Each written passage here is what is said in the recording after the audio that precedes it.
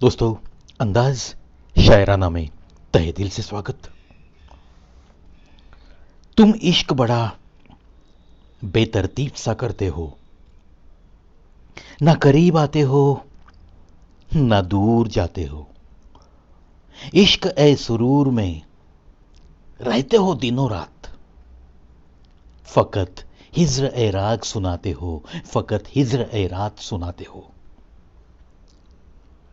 मुझे परखने में पूरी जिंदगी लगा दी उसने, मुझे परखने में पूरी जिंदगी लगा दी उसने।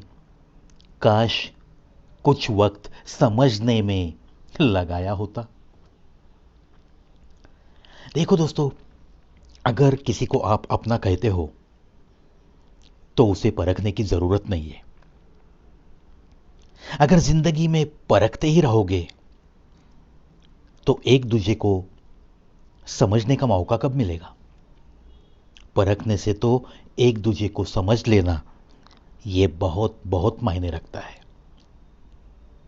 और अगर समझने की कुवत है, काबिलियत है, थोड़ी बहुत दिल में समझदारी है, तभी जाके रिश्ता टिका टिका सा रहेगा। वरना रिश्ते के टुकड़े होने में ज्यादा देर नहीं लगती। तुम्हें चाहूं, तुम्हारे चाहने वालों को भी चाहूं, मेरा दिल फेर दो, मुझसे यह झगड़ा हो नहीं सकता, मुझसे यह झगड़ा हो नहीं सकता। निगाह और दिल की यही आखिरी तमन्ना है, तुम्हारी जुल्फ के साये में शाम करता हूं। निगाह और दिल की यही आखिरी तमन्ना है, तुम्हारी जुल्फ के साये में शाम करता हूं। एक स्वाभिमानी स्त्री परिवार की ताकत बनती है, अपने पति का गुरूर होती है वो। एक स्वाभिमानी स्त्री परिवार की ताकत बनती है, अपने पति का गुरूर होती है वो।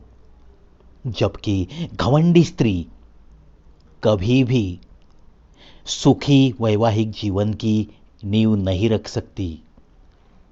घमंडी स्त्री कभी भी सुखी वैवाहिक जीवन की नींव नहीं रख सकती। देखो दोस्तों, कुछ औरतों में घमंड बहुत होती है। थोड़ी बहुत सुंदरता भगवान ने दी होती है, उस पे घमंड। जन्म किसी अमीर माता पिता के घर में होता है, उसकी घमंड। बचपन गुजरता है सारा अमीरी में, इधर उधर चारों तरफ सुख ही सुख। फिर वो बाप की अमीरी की घमंड।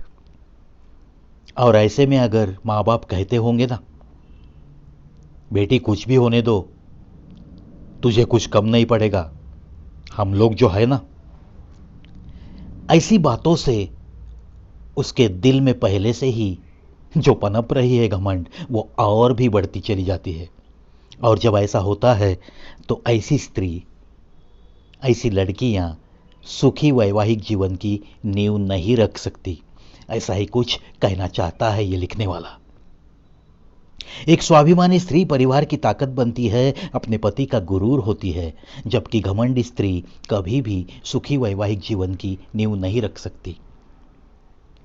क्योंकि जिस लड़की के दिमाग में, दिल में ये बात पक्की बैठी है कि मेरा बचपन गुजरा है अमीरी में और मेरे माता पिता मुझे कुछ भी कम नहीं करेंगे, मैं चाहे जिधर भी शादी करूं, मेरे माता पिता अक्सर मेरे साथ रहेंगे।